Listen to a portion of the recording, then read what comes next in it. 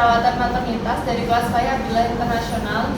Kami di sini akan menampilkan sebuah video edukasi tentang kesehatan alat reproduksi. Saya Kalisa Putri sebagai edukator. Saya Aulia Rizky sebagai edukator. Dan kami semua sebagai audiens.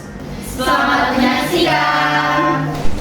Assalamualaikum warahmatullahi wabarakatuh. Waalaikumsalam warahmatullahi wabarakatuh. Selamat pagi kakak-kakak semua. Baik. Bagaimana kabarnya hari ini? Baik. Kelihatannya bahagia-bahagia ya kakak-kakak. Jadi di sini saya Kalisa Putri dan rekan saya Aulia Rizky. kami mahasiswa dari Poltekkes Kemenkes Semarang yang akan memberikan edukasi tentang pentingnya menjaga alat reproduksi kita. Jadi nanti kontra waktunya sekitar 15 sampai 20 menit ya.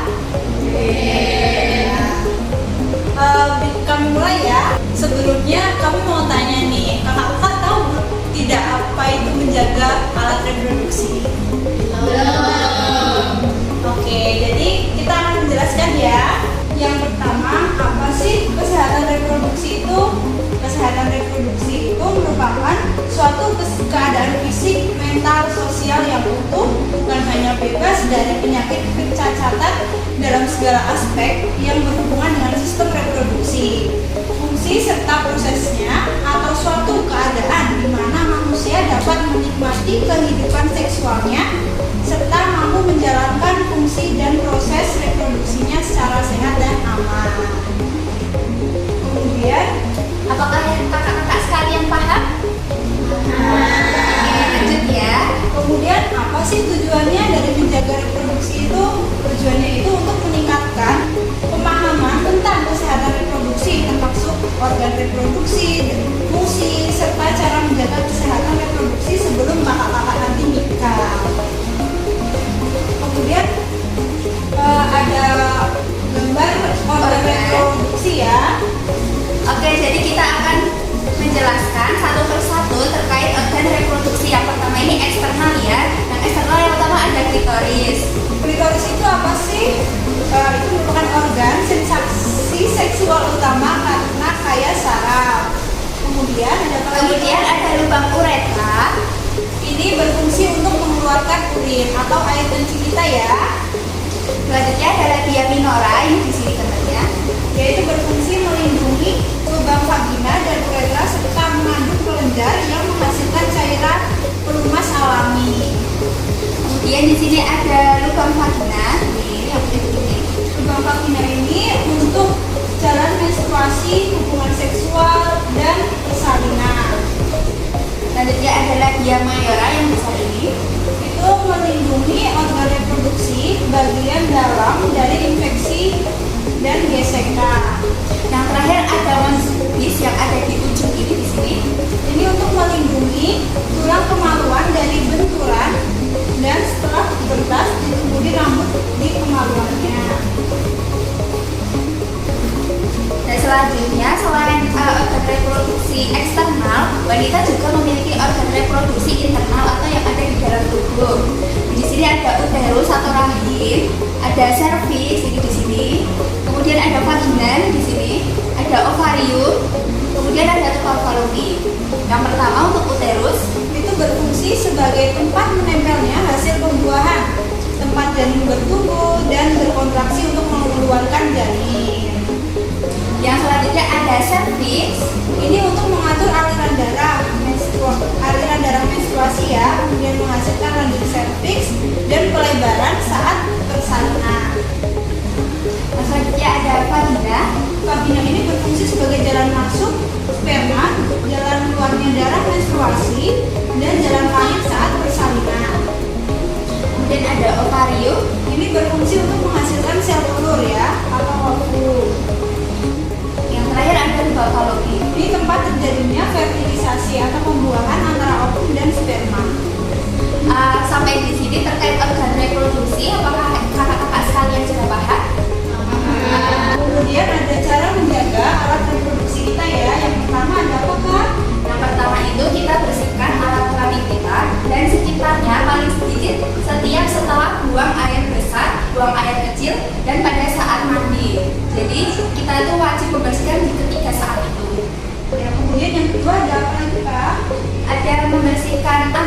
gerakan ke arah belakang dengan sabun, kemudian bilas bersih dengan air, kemudian disapu semua bagian luar yang berambut sampai ke lipatan. Baru bilas dengan air bersih dari arah depan ke belakang. Nah, menggunakan sabunnya itu harus menggunakan sabun yang tidak ada vakumnya atau ya tidak ada vakumnya. Kemudian yang ketiga ada apa Kak? Yang ketiga, hindari penggunaan cairan pembersih kewanitaan yang mengandung deodoran dan bahan kimia yang terlalu berlebihan, karena dapat mengganggu pH cairan kewanitaan dan merangsang munculnya jamur atau bakteri. Jadi bisa menginfeksi area kewanitaan. Kemudian yang keempat ada Ya. apa Kak? Yang keempat, ini setelah kita membersihkan area kewanitaan itu, kita mengeringkannya itu dengan tisu atau handuk kering yang bersih dengan cara menekan, jangan digosok. Kemudian yang kelima, Yang kelima, pada saat menstruasi kita itu harus mengganti pembalut menggunakan pembalut yang bersih dan diganti secara teratur 2-3 kali dalam sehari, atau bila pembalutnya itu sudah penuh. Jadi jangan seharian kita ganti pembalut, tidak disarankan. kemudian Untuk yang selanjutnya, selain menjaga kebersihan organ kewanitaan, kita juga perlu menjaga pola hidup sehat. yang pertama ada konsumsi makanan bergizi dan seimbang.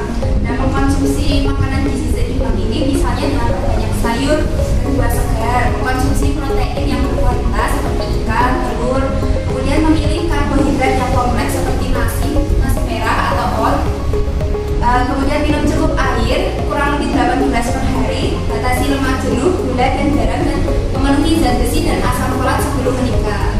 Yang kedua ada aktivitas fisik dan olahraga secara teratur. Nah, aktivitas ini kita bisa berolahraga minimal 30 menit sehari dan 5 kali seminggu. Kemudian ada istirahat yang cukup. Tidur itu minimal 7-8 jam sehari, dan kalau bisa hindari begadang, karena begadang itu bisa mengacaukan siklus haid dan masa subur. Kemudian ada menghindari merokok, alkohol dan narkoba. Kakak-kakak di sini ada yang merokok? Tidak ya? Ya. Seperti yang kita tahu ya, rokok, alkohol dan narkoba itu berbahaya, gak cuma buat organ reproduksi tapi juga untuk tubuh kita secara keseluruhan. Jadi ini sangat tidak disarankan untuk wanita berkeluarga. Ya. Kemudian ada kelola stres dengan baik. Mengelola stres itu misalnya kalau kita lagi stres kronis, itu tuh stresnya bisa mengganggu keseimbangan hormon reproduksi seperti estrogen, progesteron dan testosteron. Jadi kalau bisa kita harus mengelola stresnya dengan baik, atau kita punya mekanisme coping stres yang baik. Kemudian rutin pemeriksaan kesehatan. Nah, berarti dengan rutin memeriksa kesehatan itu kita proaktif memantau kondisi tubuh. Kita cek kesehatan reproduksi itu minimal 1 tahun sekali. Bagaimana, sudah paham belum ya kakak-kakak? Kemudian ada manfaat menjaga kesehatan alat reproduksi kita ya. Itu menurunkan risiko gangguan seperti gangguan serviks, kista ovarium, dan atau gangguan kehamilan. Kemudian mengurangi risiko penyakit menular seksual yang membahayakan kesehatan jangka panjang. Kemudian mendorong perilaku hidup bersih dan sehat dalam kehidupan sehari-hari. Kemudian menjaga kestabilan siklus menstruasi, gairah seksual, dan kesehatan mental. Kemudian calon pengantin yang telah mendapatkan edukasi menjadi agen informasi di lingkungan sekitar. Kemudian menjadi wadah yang positif dalam membangun rasa percaya diri serta kemampuan untuk mengambil keputusan sendiri. Kemudian ada dampak dari tidak menjaga alat reproduksi kita ya. Yang pertama ini masalah saat haid. Jadi kalau misal kita tidak menjaga kesehatan reproduksi kita, itu tuh akan muncul masalah saat kita menstruasi. Penjelasannya, perempuan yang tidak menjaga kesehatan alat reproduksi dapat mengakibatkan masalah menstruasi seperti siklus haid yang tidak teratur, nyeri yang berlebihan di perut bagian bawah sebelum dan selama menstruasi, dan bisa terjadi perdarahan yang tidak normal. Dan kedua ini ada infeksi di area organ reproduksi yang terdapat di sekitar seperti yang ada di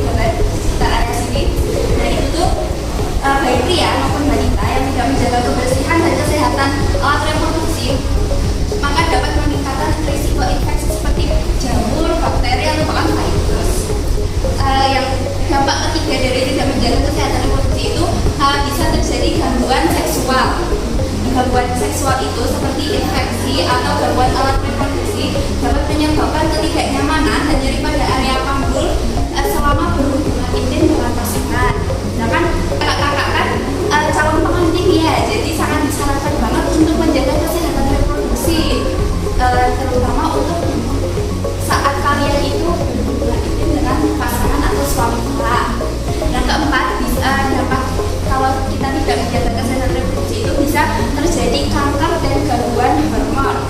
Nah, beberapa jenis kanker seperti kanker serviks atau kanker ovarium terkait dengan masalah alat reproduksi. Pemeriksaan rutin dan perawatan medis yang tepat dapat membantu mendeteksi dan mengobati kanker lebih awal. Nah, untuk perubahan hormon juga dapat terjadi jika alat reproduksi tidak berfungsi dengan baik. Perubahan hormon juga dapat mempengaruhi siklus menstruasi dan kesehatan secara keseluruhan. Untuk yang kelima, bisa terjadi gangguan psikologis. Nah, ketidakseimbangan hormon dan masalah kesehatan alat reproduksi seperti yang tadi dijelaskan di yang nomor 4, ini itu bisa menyebabkan kesejahteraan psikologis kita itu turun, jadi bisa bikin stres. Yang terakhir, bisa terjadi gangguan kesuburan. Udah jelas banget, artinya bisa terjadi infertilitas pada wanita jika kita tidak menjaga alat reproduksi. Nah, tadi kan kita sudah memberikan edukasi secara singkat agar manfaat, tujuan, cara menjaga kebersihan, dan pola hidupnya. Nah, kita mau memberikan pertanyaan nih untuk mengevaluasi seberapa paham kalian terkait materi yang tadi kita berikan. Tadi kan sudah disebutkan nih bagaimana caranya menjaga alat reproduksi kita. Bisa tolong disebutkan tidak ya kakak-kakak? Tadi kan ada banyak nih cara menjaga kebersihan organ reproduksi kita sebagai wanita. Bisa tolong disebutkan 3 aja, apa aja caranya? Yang pertama itu kita harus rajin mencuci alat reproduksi kita saat buang air kecil, buang air besar, dan saat malam mandi. Oke, betul banget. Beri tangan semuanya. Nah, jadi kakak-kakak edukasinya kita cukupkan sampai di sini. Kurang lebihnya kita mohon maaf.